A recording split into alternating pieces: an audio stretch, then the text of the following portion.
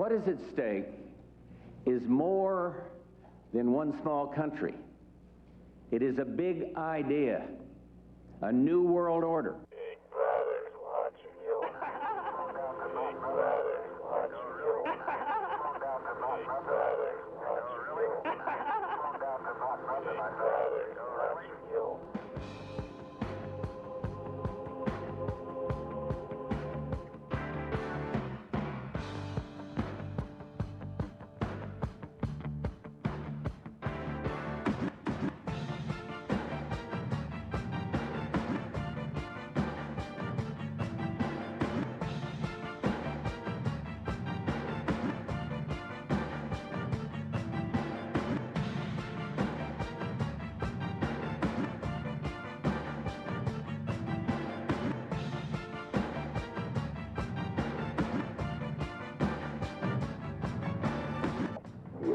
Big brother's watching you. Big brother's watching you.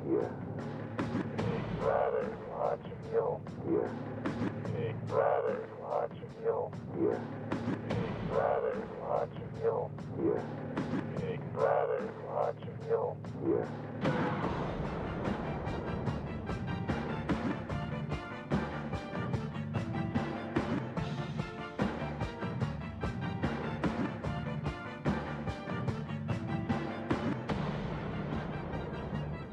Once the riot started, it went like a forest fire. It started in a lot of different places at pretty much the same time. A beam, some kind of energy, hit the window in the bedroom where I was sleeping at 1 a.m. My border collie was sleeping on the bed with me, and this beam cracked the window. It didn't actually crack the pane, but it was a crack, a loud sound of a crack, and it hit me. And I believe at the very beginning it hit in the solar plexus. I'm as mad as hell, and I'm not going to take this anymore.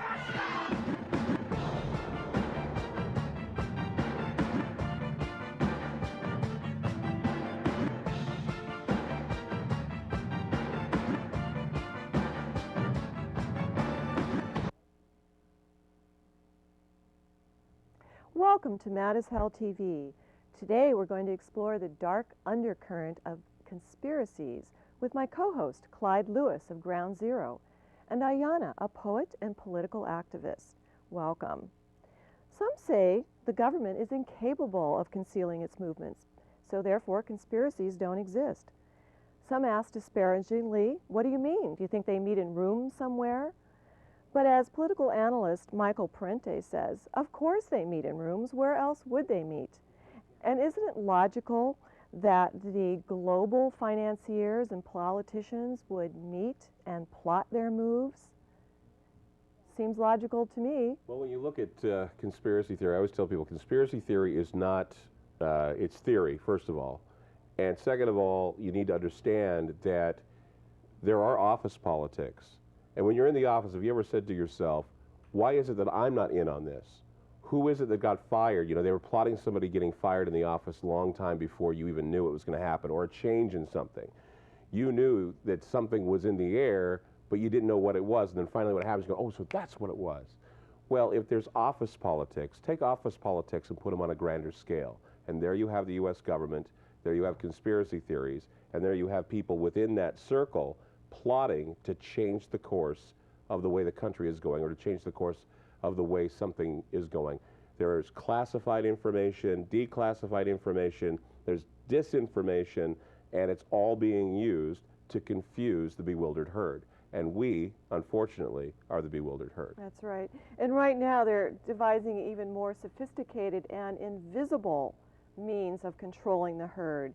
And one of the things we want to talk about tonight are some of these invisible weapons. We know about electromagnetic weapons, we know about microwave weapons. There's a woman that we're going to be seeing her shortly on a videotape that I interviewed her earlier, and she's been targeted by the FBI for 7 years with electromagnetic weapons and microwave.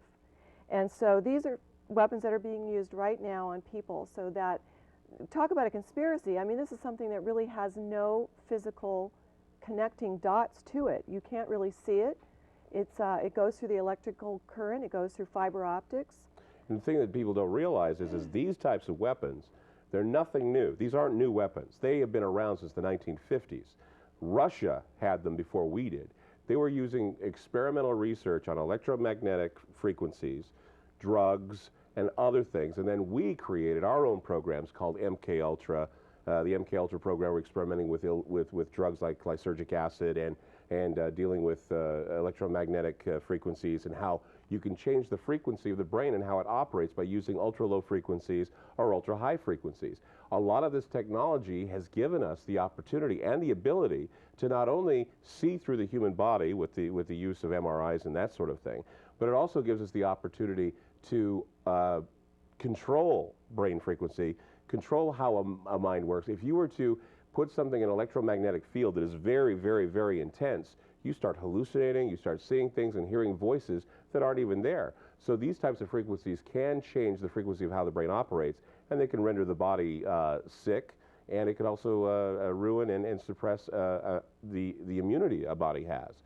So when you have all of these things bombarding you and you don't know if they're hitting you or they're not hitting you, you tend to wonder why is it that I'm feeling this way? Why am I feeling sick? Sometimes I feel like I'm just going to lose it. There's got to be a reason why, and it's because these weapons are in use now.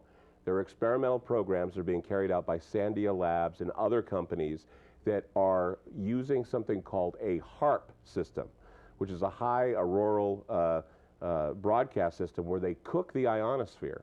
They take a beam and they aim it at the ionosphere, and they cook a section of the ionosphere where they can use it as a low frequency. They almost create an aurora. They use it as a low frequency to communicate with submarines. They can wipe out communications. They can intensify weather and intensify diseases with the use of HARP.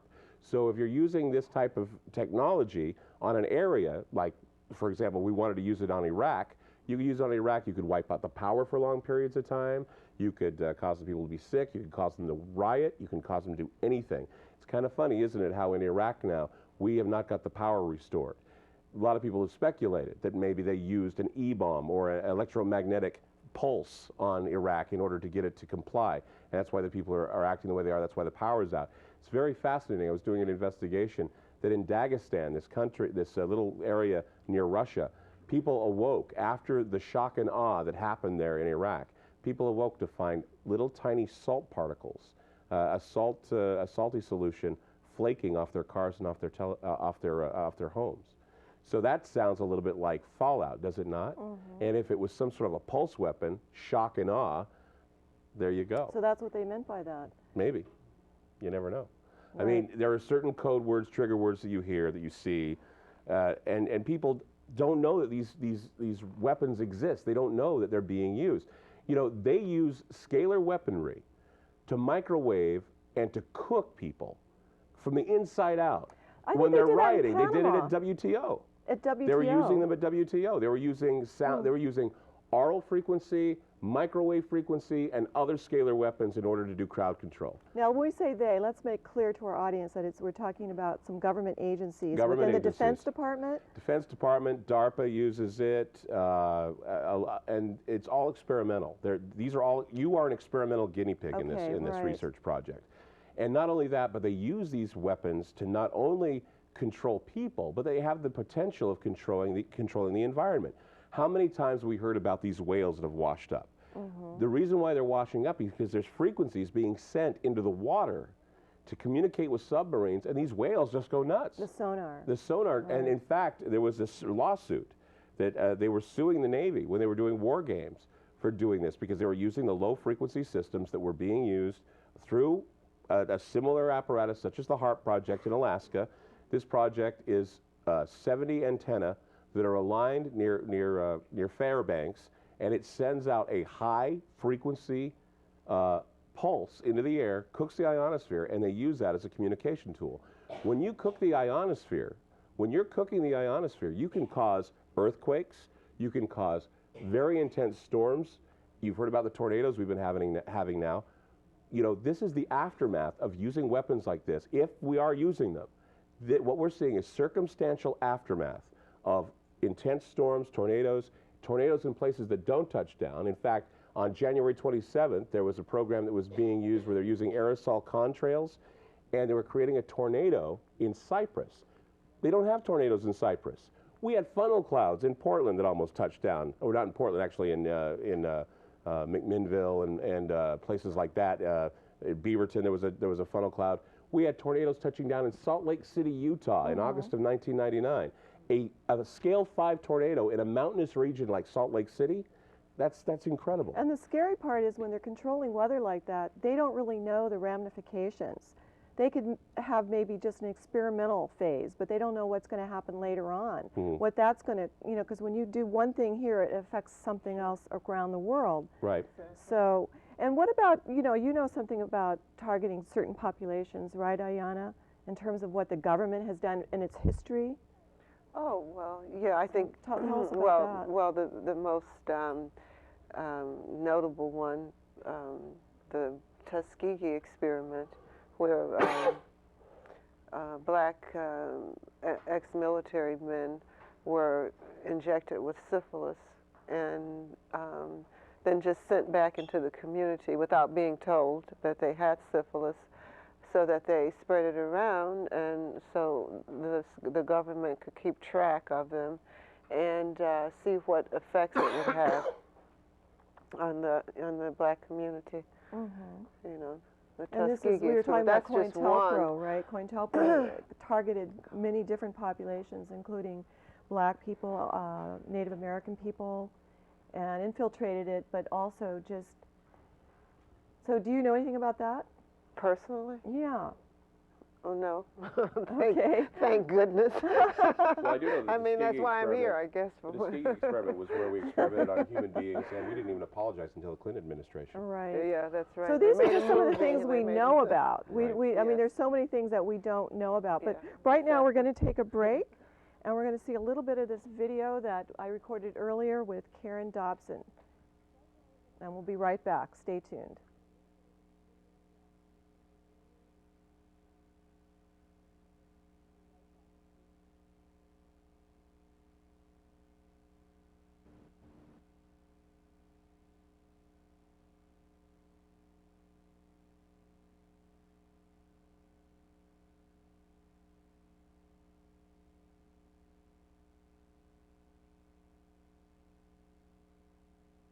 This night, it was sometime in August of '95, I believe, or July, and my dogs ran to the door to get out of the house because the frequency, when it hit, it like filled the house. It didn't just hit me, it affected the dogs as well. It pops the eardrums.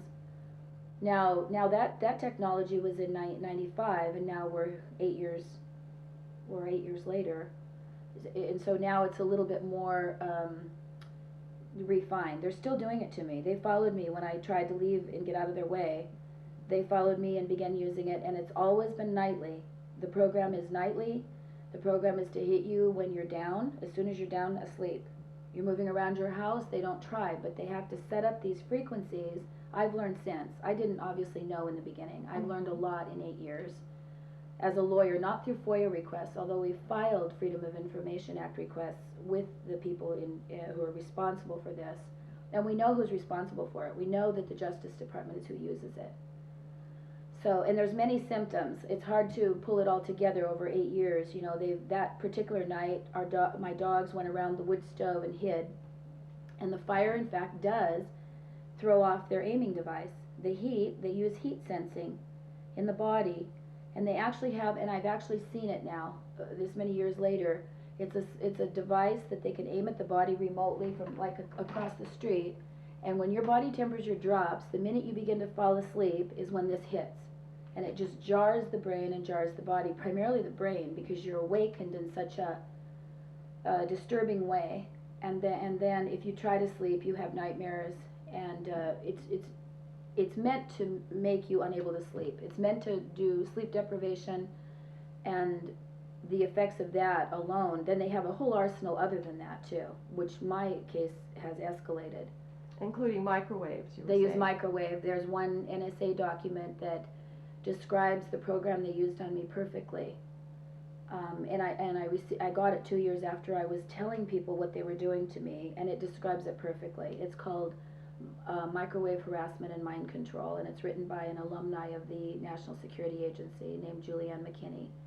And these I got are weapons that they've been using since like 1950. Yes, they have. So And where did can they, I where describe did, sure. how I know that? Yeah. There was actually, because even as a child, I was young then, I can remember that this was in the paper and that it was scary. There was reporting in 1957 that our embassy in Moscow was being bombarded by the Soviets, and they were aiming microwave weaponry and making people sick, and they actually gave cancer to some of our staff there over a period of time, or they related the cancer to that, and including our ambassador. And who writes about this is Colonel Tom Bearden. He said the strategy was for each side to find out how much the other side knew about radionics and scalar energy and electromagnetic energy. And of course the Soviets knew more than anybody, because they were the ones who went to the Tesla Museum in Hungary. I think Tesla was Hungarian, and all this, by the way, comes from Tesla. I think other people, I'm not a scientist, obviously, I'm a victim, so I'm not, if I might be in error, but I believe all of this technology stems from the Tesla patents, which the US government had in their hands, and there's proof of this, within 24 hours of Nikolai Tesla's death on January 8th of 1943. He died in a New York City hotel room, and the Navy intelligence, and the Navy is still part of this, was into that safe before 24 hours was up, and the US government had the patents. Anyone will tell you that it isn't just feeling some electricity in your body. You really are knocked down. The first year and a half particularly, it's so hard to stand up to it, and you can't run and you can't hide. And in a meeting with them, and I know I'm jumping forward, they made the comment very brazenly, they meaning an ATF agent and an FBI agent up in Seattle, who wanted to meet with me. And I'll go into that later. I'm sorry to jump to that, but they said, you know, the technology we have now, there's no way you can get away. And they mean it, and there isn't. I mean, the ground-seeking tomography is a part of it, so you know, even if you go underground, you can't escape. And I've tried to escape. I tried to escape to Mexico in the fall of '98, and it was just foolish. I mean, I had no idea that, I should have known that the U.S. government and the CIA controlled everything down in Latin America, because, as we know, they've orchestrated a lot of civil wars and toppled leaders of other countries and assassinated them in order to control that area, and they do control it. So I haven't been able to get away. So you haven't found any escape anywhere? No, there's shielding you can use, there's things you can do that will help you. And some of it is vibrational, and some of it is herbal, and much of it is physical shielding. Like, for instance, the microwaves, you put a screen around your head. And who told me the first level of this is called ELF, extremely low frequency. And that's what they were using on me when I tried to run away.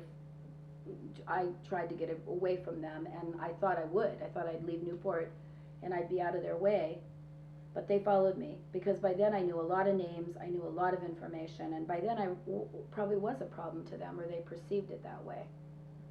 And the ELF, extremely low frequency, how that works is they use Doppler, which is a way for them, it's, you know, they always say it's a weather radar. Well, it's also part of a weapon system, because they can locate you, and it bounces a signal back to them. So if you move and go hide in your closet, or go hide, I've tried everything, hiding under, you hide. I mean, they're shooting something at you. You're not bleeding, and other people can't see it, but you try to get out of the range.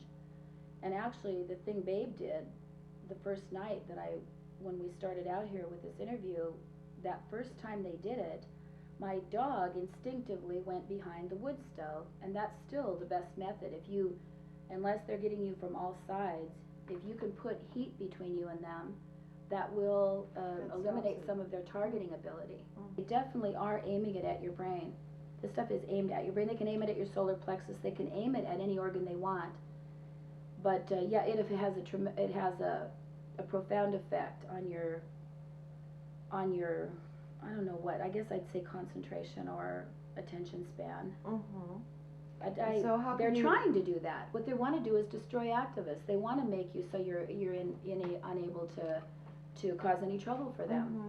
It takes all your energy to stand up to this, and you have the additional factor that, particularly 8 years ago, people don't believe you, and that's an intended consequence of this. They want people to think you're crazy.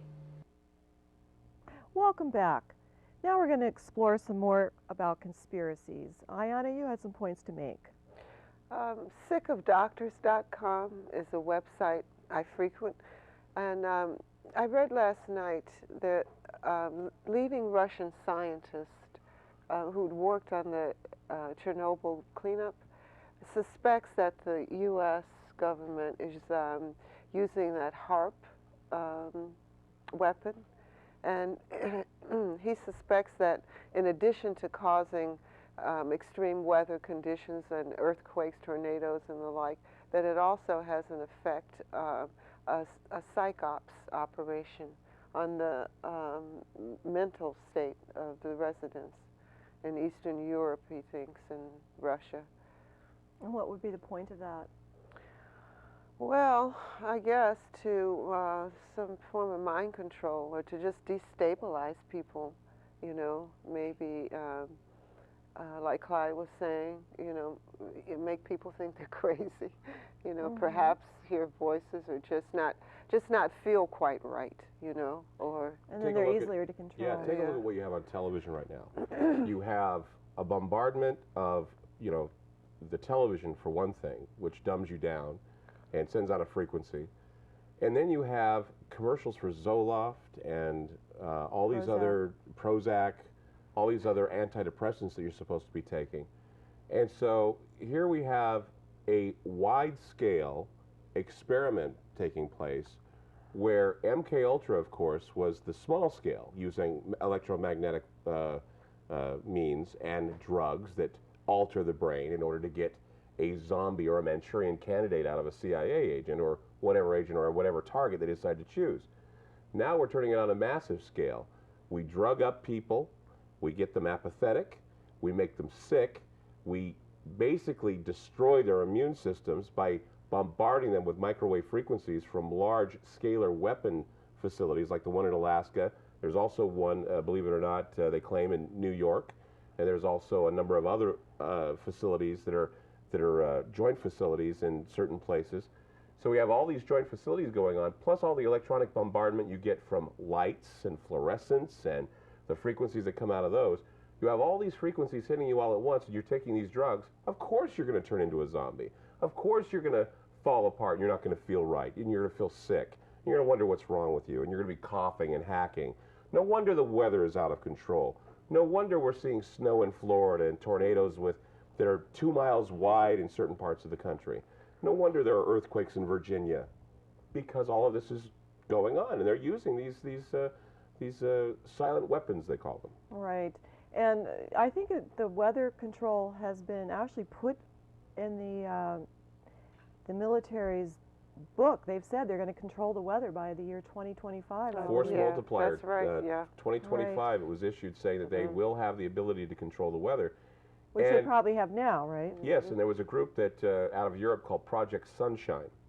And this is a group that claimed, and they have documented evidence to show, that aerosolized control sprays of simulants over heavily populated areas have been found to be carried out in certain places. These sprayings have taken place, and what they're doing is they're spraying calmatives on the populace, which basically, you know, they've done that. They've also used it to put aluminum in the air and barium in the air. And, you know, if you think that, you know, this is all a farce and it's all a lie, you know, Tuskegee, once again, injecting black men with syphilis. You look at cadmium sulfide that was dropped over the Twin Cities. They did that just to see what would happen. Well, what happened? Miscarriages, stillbirths, women sick, thalidomide. What happened with thalidomide? There's another atrocity, using drugs and telling everybody, oh, it's okay, you can use this. You know, you have aspartame. You know, why do people drink tubs of Diet Coke? That stuff is an experiment that's happening right now in this country, and people don't realize how horrible that stuff is to your body. I've heard aspartame actually can cause MS.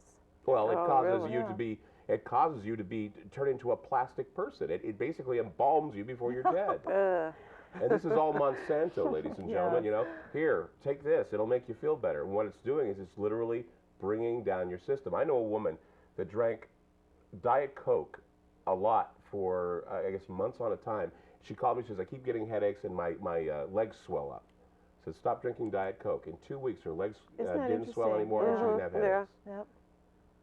So, I mean, there are things out there that are that are experimental, that are out on the market that you're taking, that you're eating, that, you know, these are cautionary tales. They're not conspiracy theories.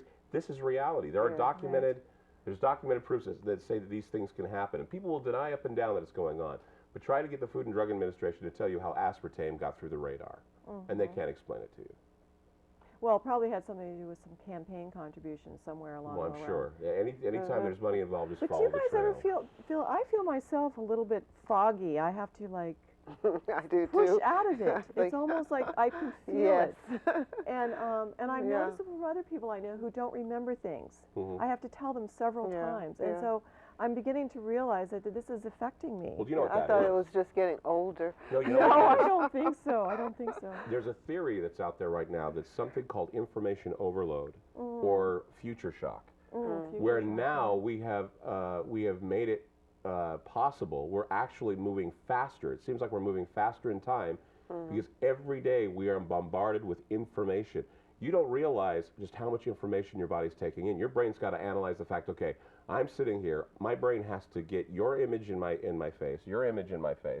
I have to actually process that, also process my body functions, process everything else that's going on in me right now.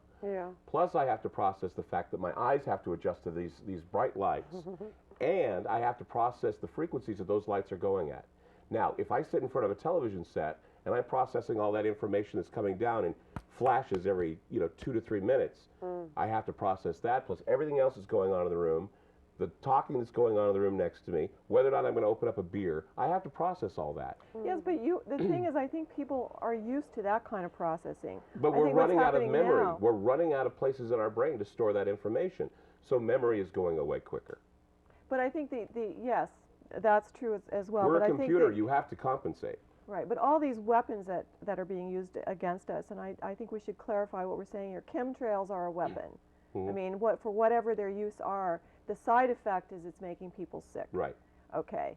And all these other electromagnetic weapons and so forth, they're affecting our brains. I mean, you cannot think clearly if your brain is being bombarded with all kinds of silent weapons. So yes, we have a very difficult job to function in modern society with all the overload of information, but it's possible we could adapt to that if we weren't being Well, here's something targeted. you want to do, and for those of you at home, if you want to do this, it'll be interesting to watch. Go find your circuit trip. Turn all the power off in your house. Sit in your house with no power on and just see how it feels. Interesting, yeah. And you will see that your body will immediately feel weird. It'll start feeling, you'll start going into withdrawals. You have to feel stimulated. You are stimulated by electromagnetic bombardment. Turn off your power and see just how you feel after that and see how you I cope had with that it. experience when I lived in LA. I went to the desert for a couple days, and I remember it took me a whole day just to feel normal. And it might have something to do with that. Because I was so used to the stimulation from the city. Well, that's probably a good idea to do that from time to time. Yeah, exactly. So you get to know how it feels, because a lot of people are so used to being bombarded, you don't realize the frequencies that are going through you. And that's the I mean, all the electricity in this room right now, you're feeling it whether you know it or not. And not only that, but you also have RF going on right now. You have radio frequencies. You know, radio stations are broadcasting on this RF, and it's going through your body all the time. And you don't sense it because it's invisible. Right. Well, on that note, we're going to take another short break and look at some more video from Karen Dobson. Karen Dobson, and we're speculating here about a lot of things that are going on. She's moved way past speculation into the world of grim reality, because she claims she's been targeted for 7 years now with these weapons. So let's hear from Karen, and we'll be right back.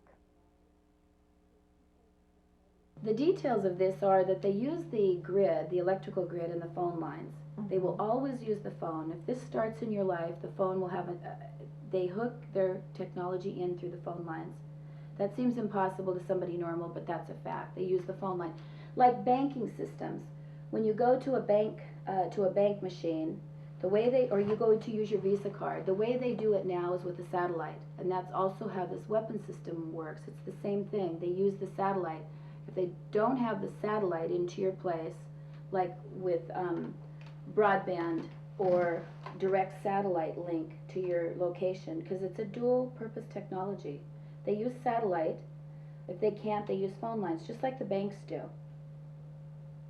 So that's just the phone is part of it. So you unhook the phone. You don't just take it off the. I learned this the hard way too. You don't just take it off the receiver. You actually unhook the phone. And you can also reroute electricity. And when they're using an appliance, they use 220. I can't explain this as a scientist because I didn't work at Los Alamos and didn't work for Star Wars. So I can't tell you other than the electricity is how they do it. And if you shut off the switch to the 220, they always like to use 220. So the switch to your dryer, or sometimes even the refrigerator, or the hot water tank.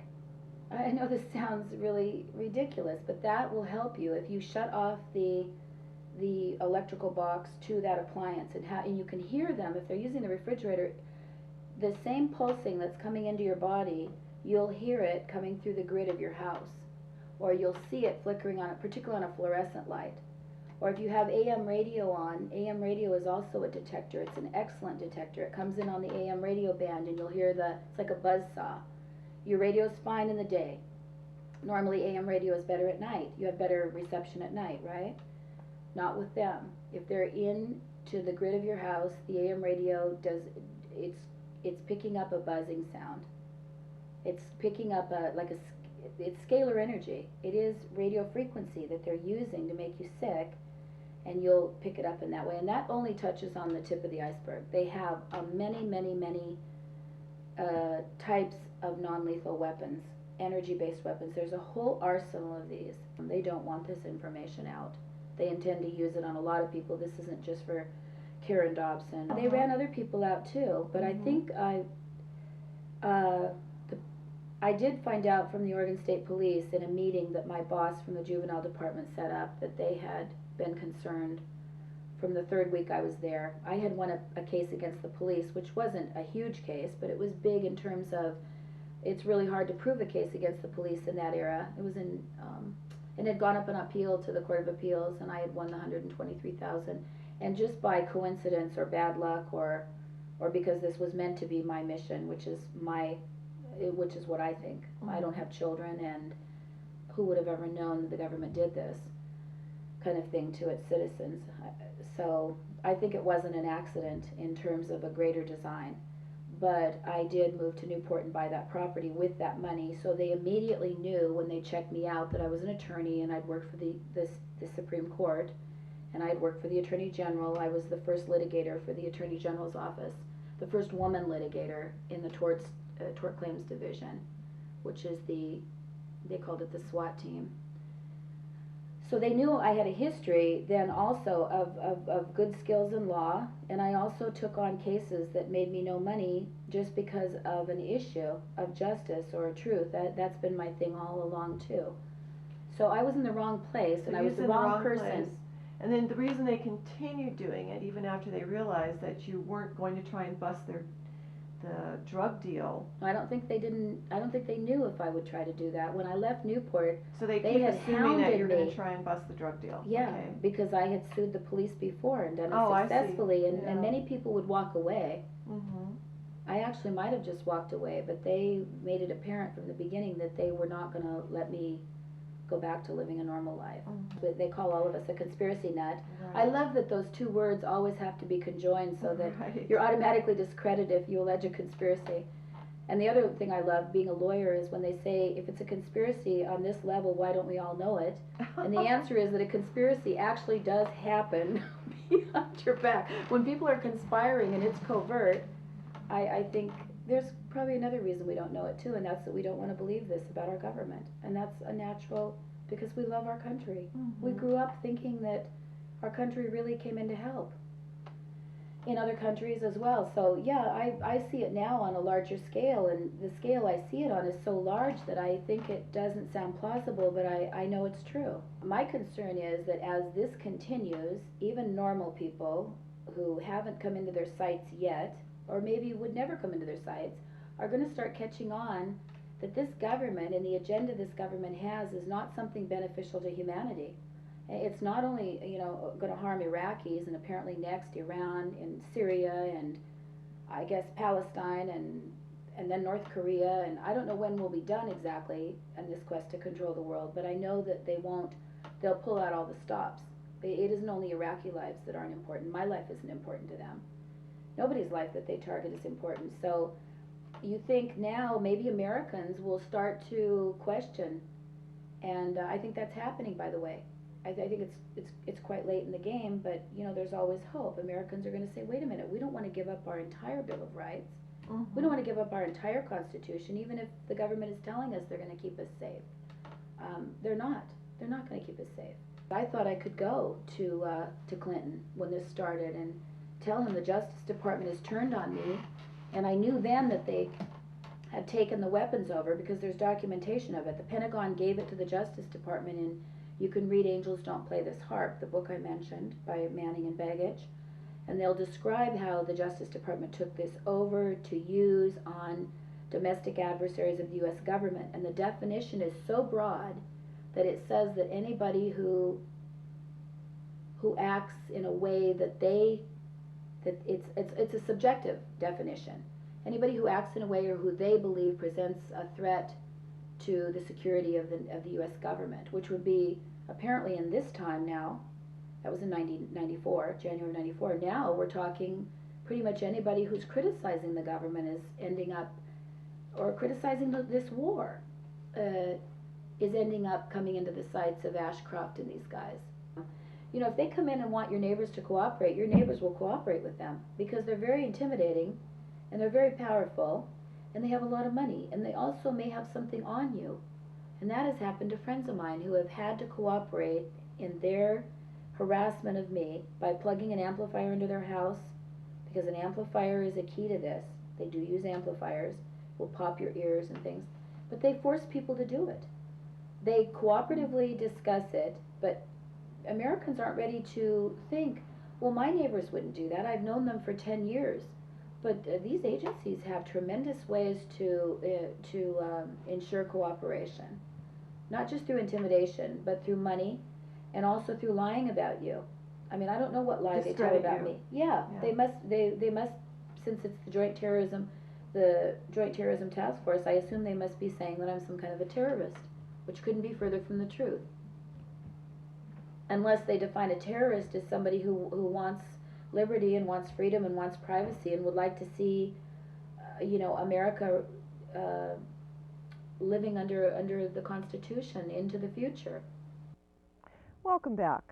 Now we're going to try and tie all of this together and see how there is an agenda that's motivating a lot of these weapons and a lot of these actions that are really not to our benefit. As you've pointed out, Clyde, that a lot of conspiracies and things are really based for them to profit. It's all a matter of, a lot of conspiracy theory is based in greed.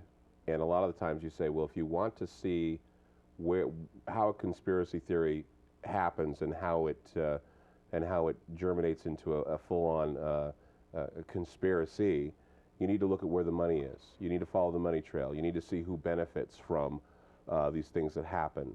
You take a look at 9/11, for example. When the 9/11 attacks happen, who's benefiting? There you have who's responsible. Mm-hmm. Because, let's name a few of the people that are benefiting. Well, we got Halliburton. You got Bechtel. Major multinational corporations. Multinational corporations who all have been filling the coffers of who? Okay, answer that question on your own, because if I say it, people will say that I'm trying to be treasonous. Well, pay attention, okay? Pay attention to who's benefiting from all of this. Who is benefiting? Whoever benefited is the person who pulled the trigger. That's the way it was in the Kennedy assassination. That's the way it was with Martin Luther King. That's the way it was in history. Whoever benefits is the one who's pulling the trigger. So, and even though it's an uncomfortable thing to think about, maybe he wasn't the man who pulled the trigger, but there were several people that were under him that wanted to see that trigger pulled. And they're the ones that are benefiting right now, and they're the ones making the money. Iraq certainly isn't making any money off of this, and they're not going to be any better off, and neither is Afghanistan. So think about that. We can always, Who paid the big money? Right. Who had the big money to pay? And there's these societies that are running this really running the government, and we've got the Skull and Bones. Well, we got Skull and Bones, we've got Illuminati, we've got Bilderbergers, we've got all of these so-called secret societies, Trilateral Commission, Council of Foreign Relations. Right. I've been to those websites, I've seen those things, and what's really interesting is all the same names are in those groups right. that are always being talked about in the news. What's most outrageous is the Bilderbergers meet secretly. Well, they don't meet secretly. We know where they meet, but the meeting is secret. They invite top media people, and these media people are sworn to secrecy. They cannot report on what they've been to. All of them are members. They're all members, and the thing is, the public is paying for the public officials that go to these meetings. So when you have and people, yet they can't report on it. when you have people that take secret oaths and they make secret pacts, and they're told you can't say anything under penalty of death or penalty of what have you, these pacts are made. Believe me, I know they're made.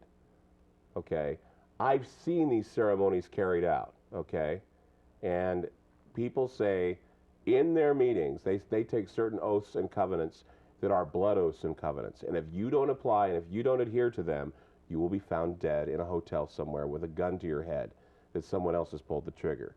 Okay? A suicide. Exactly. A suicide or a convenient death. We've had microbiologists that have died mysteriously.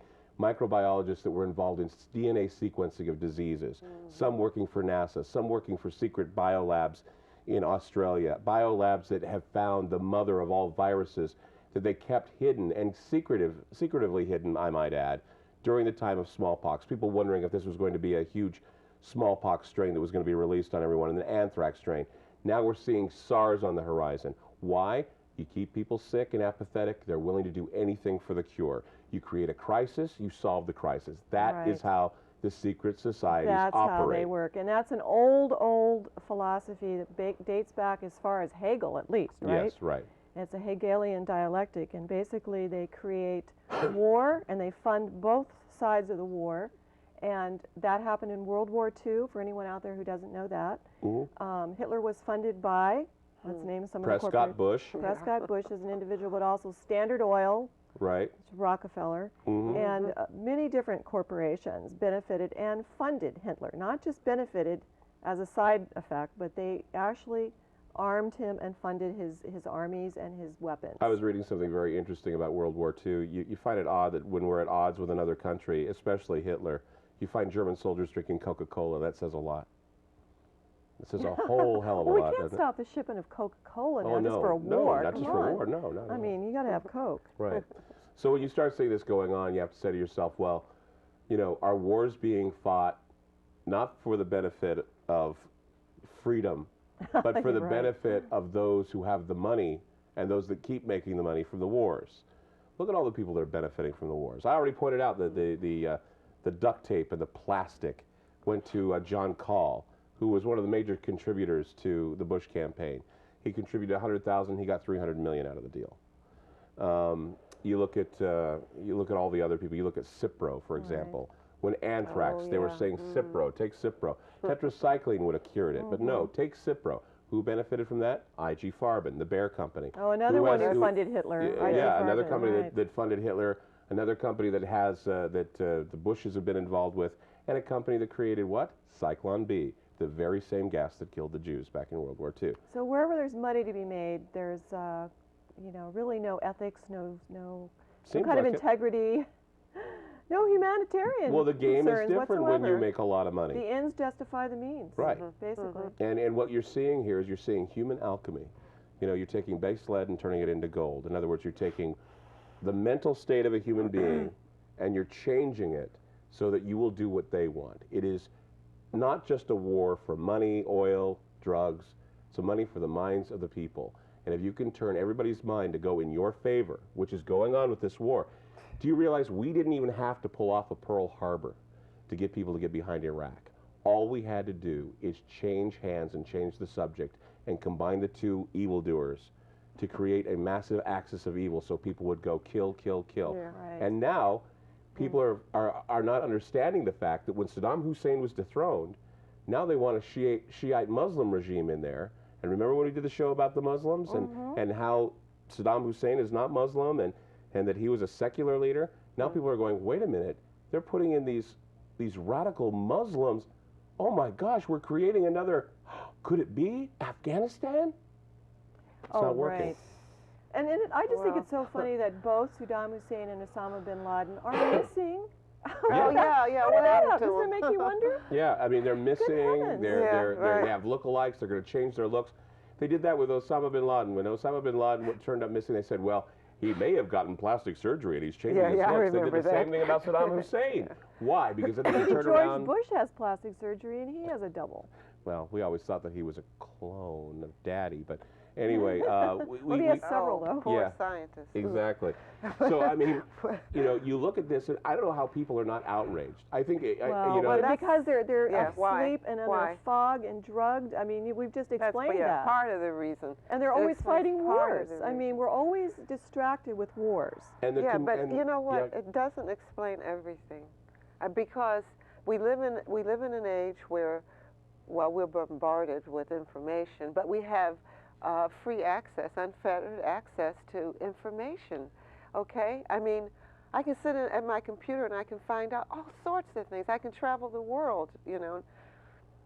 Why are people so ignorant and stupid? because they're limited to CNN. They're limited But to. they don't have to be. Well- A computer doesn't cost very much, and cable doesn't. There's still libraries. But what does the network say? What did the But network they're say about the distracted with computer? They say the celebrities computer's and- loaded Yeah. with disinformation. Yeah, that's Don't trust part the of it. computer. Right, that's true. And people He say, well, brings I up a don't, good don't point. believe what you see on the internet. Well, That's don't right. believe what you hear on CNN because it's a lie also. That's right. I mean, I've heard I that used to many work times. for them. They get it right maybe 65-75% of the time. Yeah, but adult people ought to know that they can think for themselves.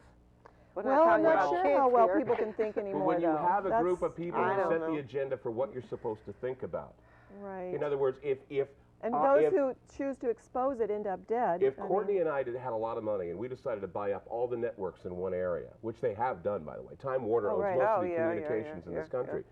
If we were to buy that, we could make the communications say whatever we want it to say.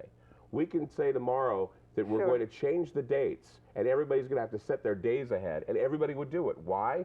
Because we were told on a television set with a talking head.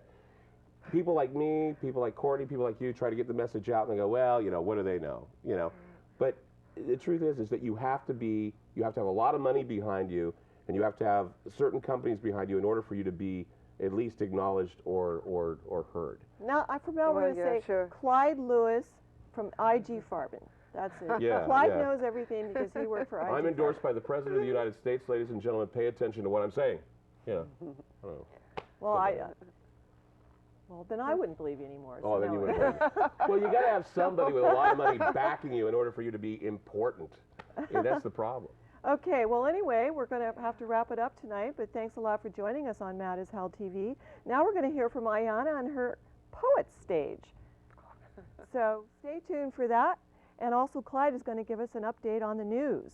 So be sure to stay tuned for that. And thanks to my guests, to my crew, and to all of you. Mad as Hell TV. In memory of the children murdered in the Move House in Philadelphia and the commune in Waco, let them eat weapons of mass destruction. Parading jars of preserved fetuses, macabre specimens, pro-life trophies on a shelf, pale pink, the color of God, fetishes suspended in time, nature, and space. Necrophilia shrouded in self-righteousness, unwise men bearing gifts of Armageddon hell fire, snatch life's breath from children, rich brown, the color of earth. 2-year-old Amir Ayad and 18-month-old Alian Bashidi, babies living in occupied Palestine, both shot dead, Israeli bullets to the head. A kid blown up in Iraq, his name is Ali, lost both arms and his whole family. U.S.-led NATO B-52s drop 2,000 pounds of TNT on a baby girl age 3. Her only crime, born a Slav. Her grieving parents' tears censored from our ears. The 5-year-old in Afghanistan, chasing butterflies of brilliant hue, picks up a cluster bomb, red, white, and blue. U.S. corporate media whores, smug spinmeisters, snugly embedded, slaves of the plundering, pilfering Pentagon, placate our idols of perversity. That's just the way life is these days, he said, in faraway lands like Palestine, Iraq, Yugoslavia, and Afghanistan. No apologies forthcoming. Now put this on your shelf and stroke it, or you can put it in your pipe and smoke it. In memory of June Jordan, poem to the politician. Tell me, you false prophets, heralds of deception, what lessons are you teaching our youth? To bully the small, to squash the weak, to kill, to drill, to shoot, to loot, to annihilate, to prevaricate. Tell me, you polytricksters, what kind of a world are you leaving our children? A world of war and death, of destruction, of domination, of despair. Don't you even care? They will pay a heavy price for your vice. Masters of war, merchants of death, you're such hypocrites. Who do you represent? For all the mothers of the world, big up to my new great-granddaughter Amani and to our Earth Mother. Love your mother. If mothers stop giving, if mothers stop forgiving, the earth stops turning. Ashes to ashes, we all fall down. If rain stops falling, if worms stop crawling, the plants stop growing. Dust to dust, we all go around. If forests stop growing, if oceans stop flowing, the farmers stop sowing. Sea to dead sea, no more life to be found. When we all come together, when we all love each other, the earth will rejoice. All the children, the father, and the mother.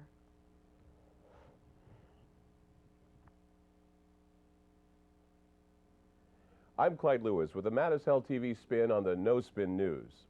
I have never entertained the possibility that the shuttle Columbia was brought down by secret scalar weaponry like HARP, but now I'm not so sure that we should leave it up to the investigators and the highly paid NASA spokespeople to tell us what really happened, even though their accounts were all contradicting each other in the beginning.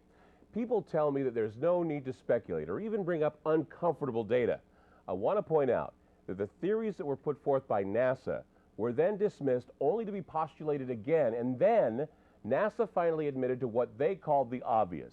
If the public isn't confused, they aren't paying attention. And this doesn't even involve the so-called independent panel appointed by NASA Administrator Sean O'Keefe.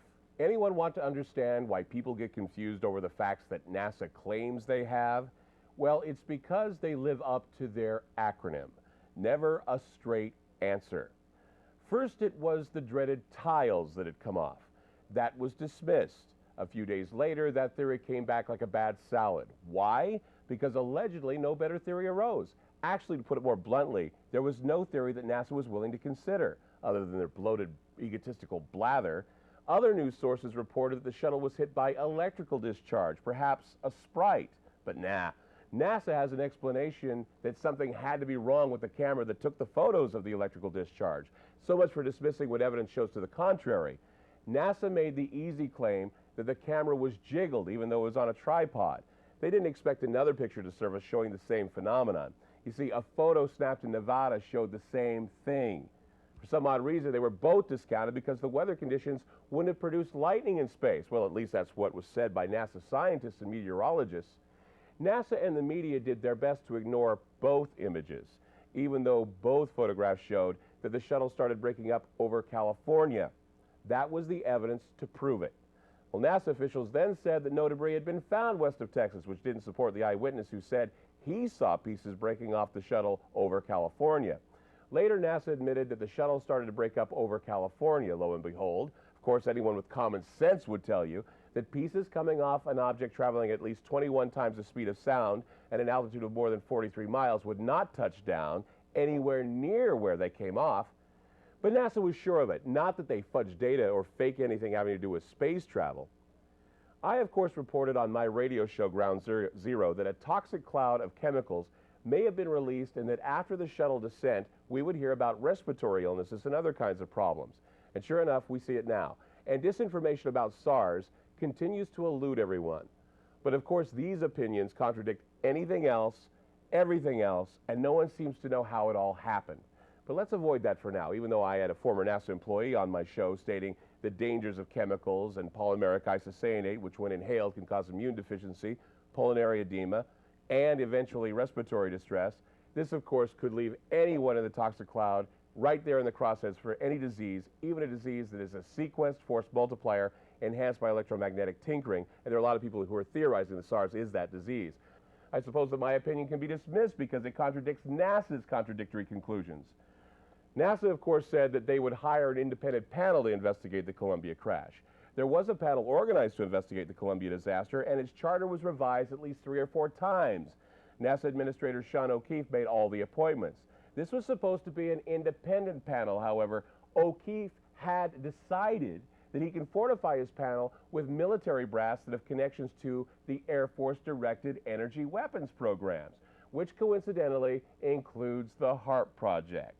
Isn't it peculiar that a force multiplier weather story was featured in a European newspaper and said that a rare tornado was created by NASA and the Air Force on January 27th near Cyprus, and the man who officiated over the created tornado from space? Colonel Ilian Ramon, the first Israeli in space. But ignore that data because it doesn't jive with a contradictory NASA independent panel. Also, let's ignore the secret tests being done with diseases like Ebola and AIDS on board what the spacedaily.com website called a flying laboratory. Let's also ignore that one of the experiments carried out on the Columbia was the release of 2 miniature satellites into space from the shuttle called PICO satellites, developed by the Aerospace Corporation and funded by the Defense Advanced Research Projects Agency. Of course, that's DARPA. These are the precursors of Inspector satellites that spy on other full-size satellites. What I'm talking about here is illegal Star Wars technologies. So when the shuttle came down, was it sabotage? It could be. But now we're hearing that much of the data about the shuttle will be classified. So there's your conspiracy theory right there. There's also that nasty rumor that the shuttle had a nuclear-powered spectral telescope on board being used to evaluate vapors in Iraq, looking for nighttime disposal of chemical weapons material. It is O'Keefe and his choices for his so-called independent panel that have conspiratorial watchdogs wondering. You know, I've avoided saying anything about this because I was saddened by the tragedy of the Columbia disaster, and there was a war that started and needed attention. The panel that was elected sets off all kinds of alarms. All of the names are connected to the Defense Department, military operations, Boeing, Lockheed Martin, and Sandia Labs, all companies that are working with HARP. It is known that the Air Force operates 14 weapons systems in space, and at least 2 ground-based platforms, including Sandia and HARP installation, is masquerading as a scientific examination of the effects of high auroral activity on the ionosphere. Was the downing of Columbia the beginning of the end? I guess you need to answer that question for yourself. I'm Clyde Lewis. I'm as mad as hell, and I'm not going to take this anymore.